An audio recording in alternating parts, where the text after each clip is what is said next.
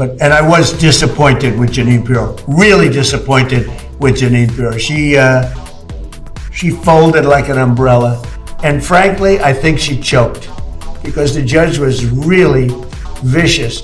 Instead of going after the people that did it, the judge went after her and went after her department.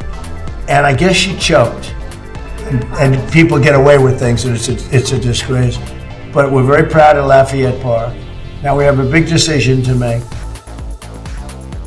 Donald Trump has turned on one of his most loyal allies. After reports emerged that he privately discussed removing Jeanine Pirro, the president publicly blasted the U.S. attorney during a presser, intensifying questions over her future.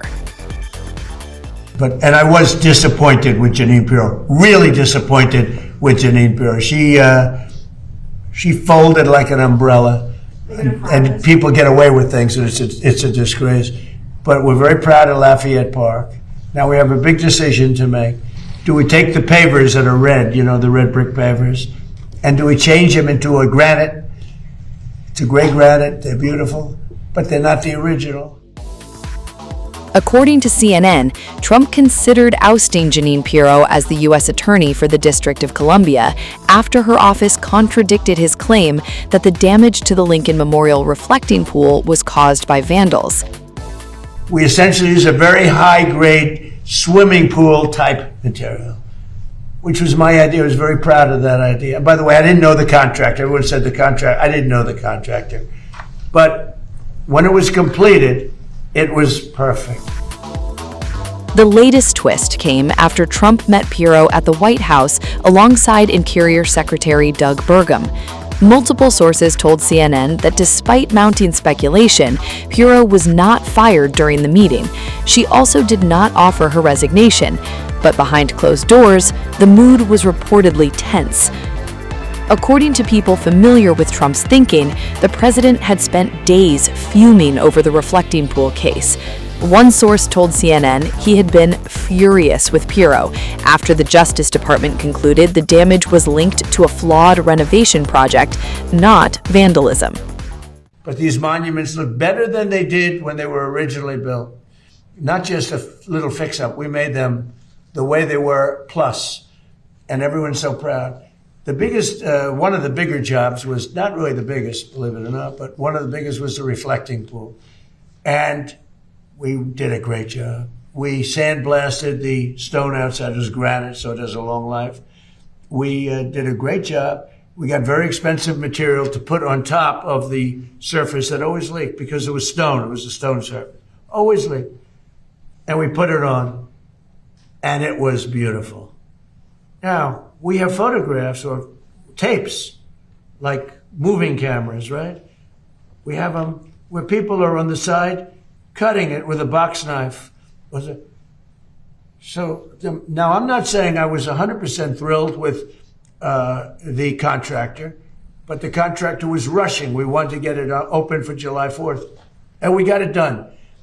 But in addition, there was vandalism.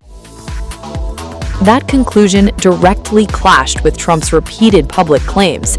The U.S. president took his frustration in public, telling reporters that Pirro had choked over the case, delivering one of his sharpest criticisms yet of a longtime political ally. It looked beautiful. And then they cut it, and they vandalized. And we weren't necessarily thrilled with the contractor, but they did a job, and they were fixing any problems. But then it got carried away because the judge was extremely unfriendly to Jeanine. And frankly, I think she choked because the judge was really vicious. Instead of going after the people that did it, the judge went after her and went after her department. And I guess she choked. The controversy began after Pirro's office dropped its criminal case against a three-time Olympian who had been accused of damaging the reflecting pool. Prosecutors abandoned the case after determining that the condition of the pool was not the result of criminal vandalism. Instead, the Justice Department concluded the problem stemmed from a botched renovation. That decision didn't just contradict Trump's narrative, it also exposed divisions within his own administration. But this unchecked vandalism and civil disorder turns into criminal behavior, and that's why we're here today.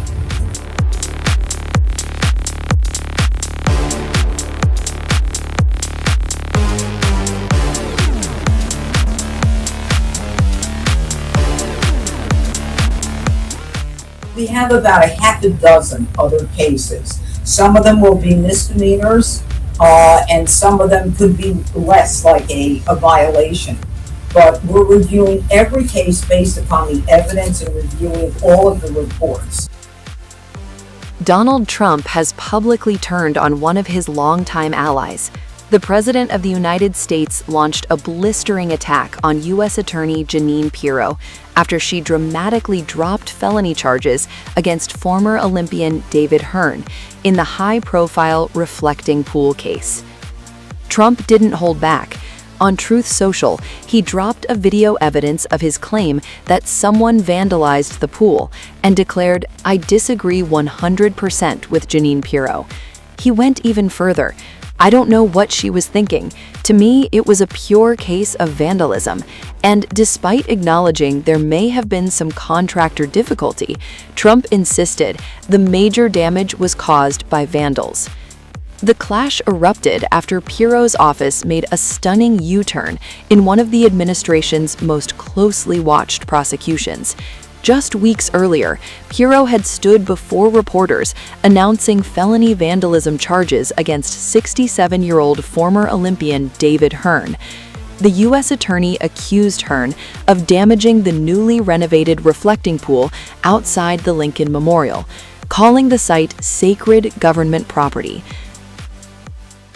Today, a grand jury has returned a felony indictment against a defendant, David Hearn, for felony destruction of property, for which he faces 10 years in prison. The indictment is in response to an incident that occurred on June 19th of 2026, in which the defendant Hearn ripped a piece of recently installed sealant on the bottom of the reflecting pool at the Lincoln Memorial. The evidence shows, we will prove beyond a reasonable doubt, that Hearn willfully destroyed property at the Lincoln Memorial reflecting pool. This was a deliberate act to damage the reflecting pool at the National Mall that members of the National Park Service actually have worked hard to restore and have witnessed.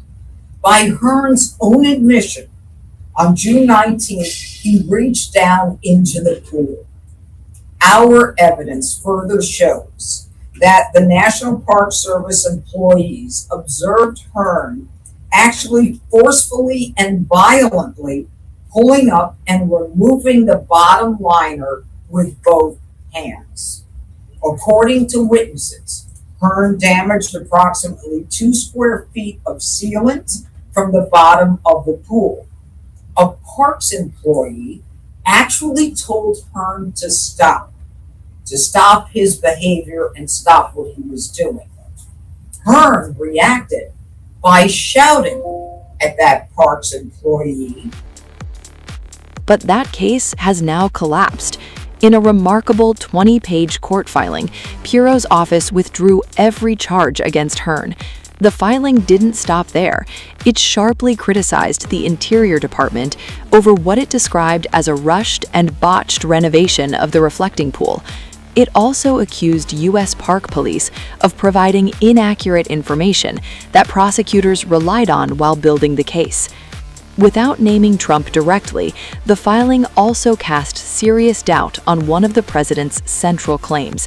Trump had repeatedly argued that vandals slashed the reflecting pool's protective lining with a knife or blade. Pirro's filing questioned that theory, suggesting the evidence did not support the original narrative presented to prosecutors.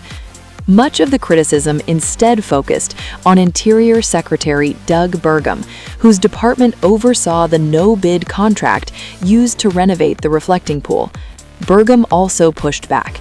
In his own social media statement, he said the Interior Department had provided prosecutors with expert analysis, eyewitness testimony, and every piece of evidence requested regarding the damage at the pool.